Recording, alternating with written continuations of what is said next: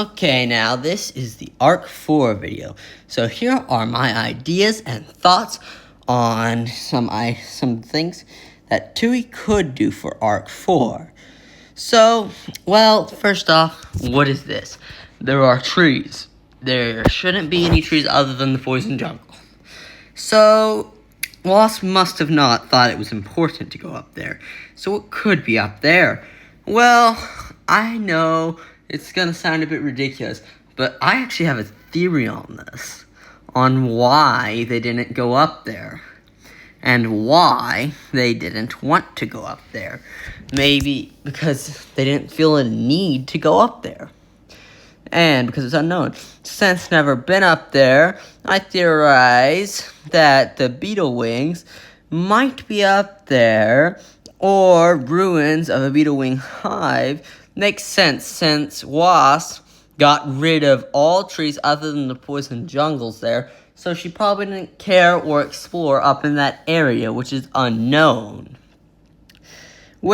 And couple that with the fact that the Beetle Lake is there. One other thing is perhaps the Leaf Wings wiped out the Beetle Wings in a war. Which makes sense because I'm sorry, Clearsight could not have that many kids to annihilate a whole tribe. It just doesn't make sense.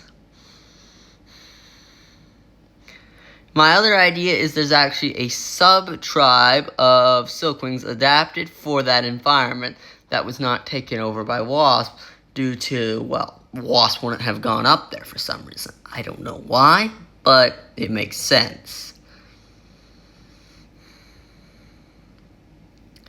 Okay, perhaps even a Silkwing villain that was actually evil and not just being mind-controlled would be good since it breaks the stereotype and Wings of Fire isn't meant for stereotypes like, Silkwing's good, Hivewing's evil, which would break it a little bit further and make sense that they can actually be bad Silkwings. And to be fair, I don't see why TUI didn't do it, but I would love to see that. Though I do not think Pentala should be a huge thing in the new arc.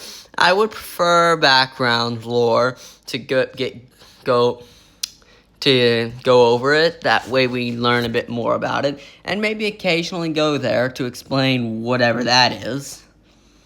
And I would really, honestly, would think that'd be kind of cool. Another thing that needs to be fleshed out is the Silkwings democracy. We have no idea how it works, or if it's going to have any political effects. Perhaps it could start several civil wars in other tribes due to them, being abused by the queens, and them being sick of that political system, causing them to start a whole bunch of civil wars.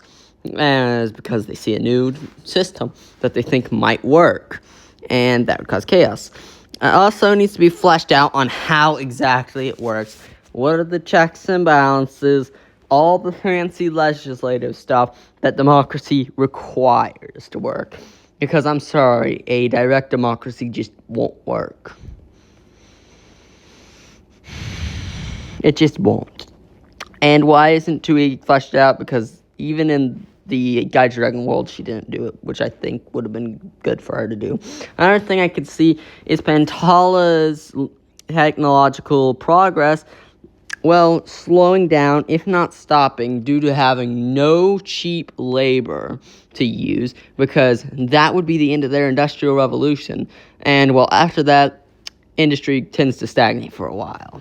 Now, as for Pyaria, I do think it'll be a whole lot more involved, and I'll be happy that it's more involved because I kind of miss old Pyaria. For starters, I think the Ice Wings problems should be explored, like trade, stay small, and have super strong fighters, or grow large and risk for trade. Because, they really screwed some stuff up with Snowfall, as I discussed in my Ice Wing video. And that really needs to be, you get the point. She screwed up their culture. Perhaps a civil war or a revolution would be a cool side plot, give some political drama to it, I guess. Also brings back elements of the first arc and also the second arc because it could be manipulated mystery, which would kind of combine both the arcs' themes, which would be cool. And, I mean, a lot of them are probably going to dislike Snowfall because she screwed a whole bunch of stuff up. Like, why get rid of the Great Ice Wall? I think it would be cool if the kingdom falls apart and leads to small clans led by chieftains and chiefnesses that go pillaging tribes for resources, further destabilizing the system because A, the Icewind Kingdom is not the greatest resource thing. They might want to raid other tribes, which could lead to other tribes becoming more feudal and increase in city defenses to combat the threat. And all clans will be that way, could have special techniques like they're better at trading or they're better at negotiation or so on and so forth, which would be cool. Sea Wings would have to be stuck. Well, because, yeah, they're not going to make much technological progress due to where they're at. As I just discussed with the Sea Wing video, that is a big problem with them. And, yeah, that would probably cause chaos due to them no longer being a major political power. Well, yeah, the Sea Wings are pretty much going to fall out with the other guys in leagues of military technology. Also, how come they didn't know about Hybrid Island if they could just swim all over the place? I wonder if there's a limit to how far they can swim, or if they can't swim in, like, really, really, really rough seas, or maybe they have, like, their own area they stick to in the ocean, even though they could go further. Another interesting idea is Glory believing she has rights that other kingdoms don't. A self-superiority Glory that thinks she can run everyone would be an interesting concept, especially considering she is kind of sassy, bossy sort of character, and that could lead to, well, a bunch of political complications for the Rainwings that might screw some stuff up, which could lead to some diplomacy policies problems for the Rainwings. Yeah, that wouldn't be great for them, especially considering they need to trade a lot currently to get up into shape, and especially considering they're just starting out as a major player, and that causes a whole bunch of other problems. Also, Rainwings and Ice Wings might probably become Icewing allies, since they both kind of hate the Nightwings because they had a whole bunch of political trauma and all that, and political competition. I meant competition, and they always had rivalries with the Nightwings in general, Glory with their separatist people. Mudwings would rise to power quickly, post-war economic strengths, because their situation, their spot is perfect for trade with everybody. Sea Wings, Sand Wings, and Night Wings. And they would have all the resources these tribes would be interested in, especially the Night Wings, so they'll probably ally with the Night Wings, Sand Wings, Sky Wings, and Sea Wings. Mudwing Ceramics would fuel the Industrial Revolution in Prioria because, well, it's good for forges, it's good for building. It's also, they probably have a whole bunch of food, trees, ceramics, all important stuff for the Nightwings. And scrolls too, paper, just a lot of really useful stuff. And that would fuel the Industrial Revolution in tools. Also, Wings have so much lost knowledge, and due to some anti-Rainwings, would likely trade with the Mudwings for food as well. They don't really get along with the Rainwings all that well. So, likely, Mudwings are going to be opposing the Rainwings. Similarly, Sandwings will have to follow it, and Skywings.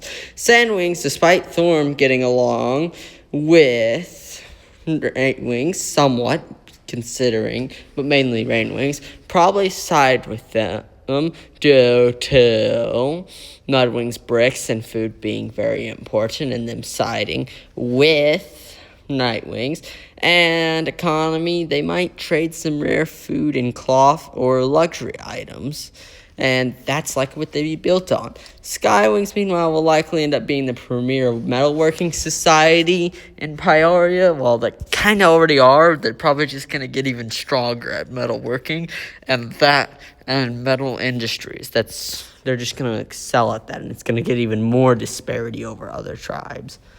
Fire bricks will only feel that growth, likely not certainly starting an industrial revolution. Also, political situation at hand is not too good since Ruby doesn't have an heir currently.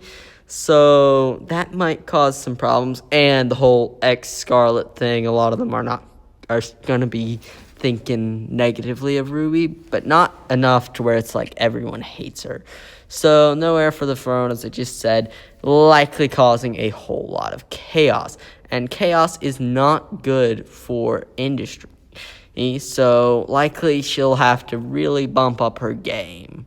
And possibility at being the center of where the Industrial Revolution starts, it's likely considering they're in a good spot. They got Skywing's metalworking. They're already a trade center between the three. They're fairly close to the Ice Wings, though. But still, and it'll likely become an important trade center. I mean, they are in a pretty good spot to trade with Sandwings and Skywings and Mudwings. It'll really become major, although threat from Ice Wings is heavy. Also, here are all the major players of the Industrial Revolution and what they do. Okay, well, Skywings is going to be metalworking, Mudwings is going to be trade.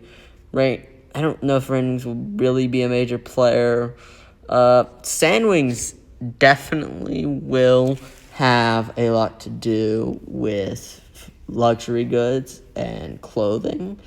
And Nightwings probably will monopolize the knowledge and discovery. Seawings might provide food, and Rainwings might provide some medicine. These tribes will progress a lot faster. Rainwings are going to struggle. They're going to have a lot of advancements.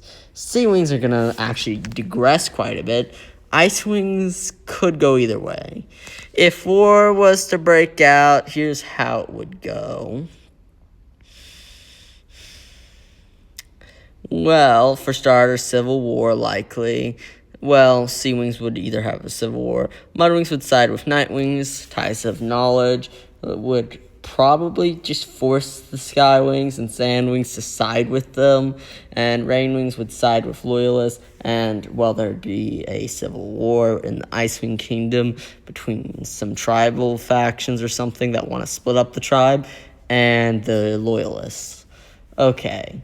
If those crazed terrorists against Thorn are still around, that could be a problem. And Icewings probably split up into a bunch of clans, and that causes chaos with rule and all. It could only be started if Glory decides to threaten the Nightwing Kingdom into giving knowledge to her, gravitating toward Mudwings, or due to chaos in the Seawing Kingdom.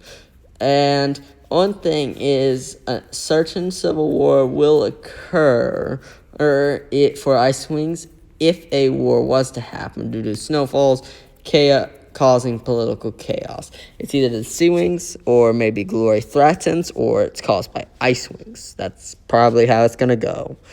I do think the least likely of these causes is Glory invading the Nightwing Kingdom. That would likely occur only due to Nightwings decided to stop giving knowledge entirely and entirely focus on Mudwings, which I don't think is likely, but I do think it could still cause it. Or she thinks she's the boss still.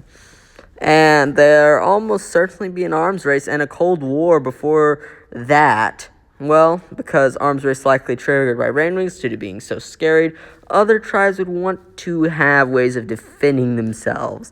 And Rainwings have very certain weaknesses that could be exploited, both tactics-wise and defense technology-wise. The arms race will likely fuel the Industrial Revolution as need for new weapons leads to tons of stuff being discovered. Like, arms races have fueled Industrial Revolutions in the past. Scavengers likely will not play a part in any of this due to them being the most recently recognized civilization for the dragons, and due to them being, well, terrified of dragons. That's a huge problem. So why does this matter? Arc 2, well, war and Arc 2 is Mystery. These are the best Wings of Fire themes. They just work out the best. So my idea is the Hybrid Island dragons are secretly manipulating Pyarian dragons into a civil war or a full-scale war. If they could get, like, say, bomb the rainforest or make Snowfall look even worse than she is, that could cause a huge war. This would most certainly have effects, as Umber would be loyal at first, perhaps break off, same with Sora, or perhaps creating differences in sibling ideas. And that would actually be a very interesting plot point. Who are you loyal to? Who you love, or what's right? And perhaps even Beryl is being manipulated, perhaps through blackmail or something. Well, that would probably be through Darkstalkers. Someone so extreme it makes Fierce Teeth look like a non-extremist, non-psychotic. And yeah, that would probably... He wouldn't even get along with Fierce Teeth. It would just be chaos. It would be insanity. As far as Animus items are concerned, I think Beryl might have some Sandwing treasure and the rest of the Gift of Understanding, because if she really wanted to, if she wasn't true Animus, she could destroy everybody else. Probably another few lost items as well. Not really a huge Animus collection because that would be unbalanced. Now, what about characters? Well, for starters, we know Umber's going to be a character. How do I feel about that? Well, Umber was a mistake. I mean, he's not as unique as Sora. I wish he would have been a winglet protagonist instead. Well, oh well. It is what it is. You just have to put up with it. Because Sora was really cool. And at least we get to learn some more stuff about Mudwings, which is good. And is actually pretty enjoyable. We definitely need Icewing protagonists. So far, all we have seen from the Icewings has really been their Royal Society and higher-ups. I want to see more of what's going on with normal dragons, like just the regular Icewings. I wonder how much different their society is. Please, no Rainwing protagonists. Rainwings are the most overdone tribe. I know, like, everything in almost every book has to have Glory as a significant role, or the Rainforest, and their culture is already so well fleshed out after Glory and what she's doing. And also a Scavenger side character I could see, but that's complications. Probably Ren or Leith. Maybe a Dragon Slayer 2.0 would be a better, because I prefer keeping them out of the main novels, really. Skywing soldiers or smiths or gatherer is needed, because so little about the Skywings we know about their just regular level. Sure, we get to see their queen. We get to see the higher-ups in the palace, but we don't really get to see just like, say, a blacksmith. We never get to see that, or just a student that was raised in a Smith society.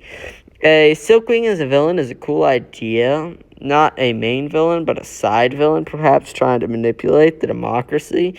This also would be an interesting way to learn about their democracy. I discussed this earlier. I have no idea how Tui could do it, but if she did, it would be great. It'd be excellent.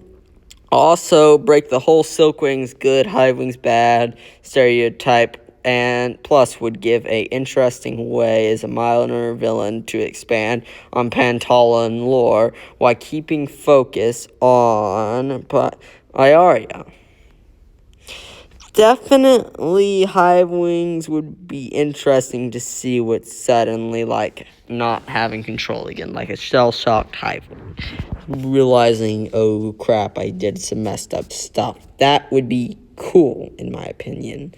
I don't think Tui will do it anyway, but it's plausible. I mean, it's certainly plausible, but unlikely. But how could Tui do it? I wonder. She could do like cricketers. Nah, it wouldn't be anything like cricket. Vulture will likely show up as he could be as still a threat, and I thought he was just an interesting villain. He's really cool because he's just so unusual. He's not real, like a leader per se. He's almost like a terrorist. Well, he is a terrorist, but wait, no, he is a leader technically. Yeah, it's confusing. Is he a civil war or a terrorist?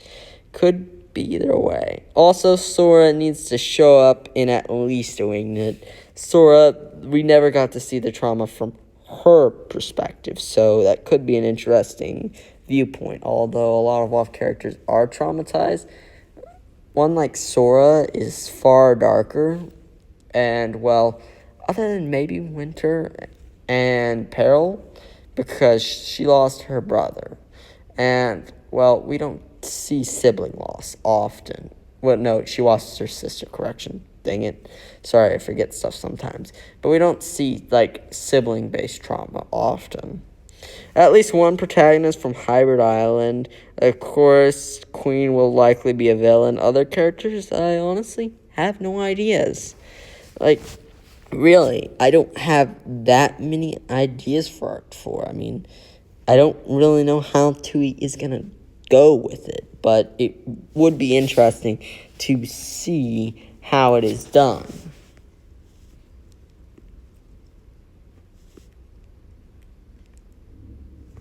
But I just don't have any other ideas. Like, it's hard to think of characters in detail when it's another author and the other author could just do anything. Hopefully they're not all babies, because then it would be annoying, just a bunch of little itty-bitty baby dragonettes running around. It would be interesting to have them either at, like, the DOD's age, or, like, Winter's age, or even maybe a young adult would be cool. Why? Loyalty question, much like Peril. Because, like, between exploring that more and their culture more, it would also raise a whole bunch of loyalty questions, and that would be just nice to see, because Peril and Winter are really the big two loyalty characters. A few locations I hope we get to see quite a bit of. Well, first of all, Jade Mountain. Definitely, it just felt sad to see all the Arc 2 characters no longer be in there. It also felt sad since we didn't get to see more of the Dragonets of Destiny, which were the original characters, and I really like them because I kind of miss them. And I kind of miss the whole school feel. It just feels missing. Maybe Winter could be a janitor. He could return for, like, a project of his job failing. Also, that'd be kind of funny since he was, like, a warrior and all that. Then he went to scavenger rehabilitation planning, I guess that's how you call it. Now, just gonna be a lowly janitor, because it would go from, like, the very high up to just very low on the spectrum of power. Old Nightwing Kingdom with new renovations and camp would be interesting to see overall, because, well, it would be cool to see what that looks like repaired. Mudwing Kingdom needs to be seen as a major area. I'm sick of Rainforest always being the primary kingdom. It's just bad how much the Rainwings get emphasis as far as their kingdom. All the time we go to the Rainforest Kingdom. We don't go... It's just the Rainforest Kingdom again and again and again and again and again. I mean, sometimes the Skywing Kingdom. Lesser Icewing Villages would be nice to see more of. They just don't have enough focus. It's like common towns for them are just... They just don't get focused compared to the Ice Palace. We got to see some, but not much. The Sand Kingdom needs to be explored, I will say, despite it being a pretty common place in the book, especially with the whole Vulture problem that could be going around. If Vulture has a major role to play and didn't just get shoved off as some one-off, one-done character, that would be great if they didn't shove him off like that and they actually had a big civil war. it would be kind of cool to see Skywing towns too. We don't really get to see these small towns or little cities up in the Sky Kingdom. I don't know why. It's not like your whole kingdom can just be a palace. Yeah, I mean, you got industry, you got farming to deal with, you got all sorts of little settlements. They just don't get enough focus wise. I also think post Thorn Scorpion Den would be super cool if it regressed or went forward. It would be just a major area, I think. As I just discussed, also the place down in Pantala would be important. That little undiscovered area. Hopefully that gets explored. And of course, Hybrid Island will. In addition, I would like to see a bit more of possibility. For such a major city, they don't get a lot of page time. They just don't. It's kind of sad. Because that's just having major innovations and stuff going on. Bye. Have a great day. See you later. And have a great time. I hope you all are having a great day. And bye.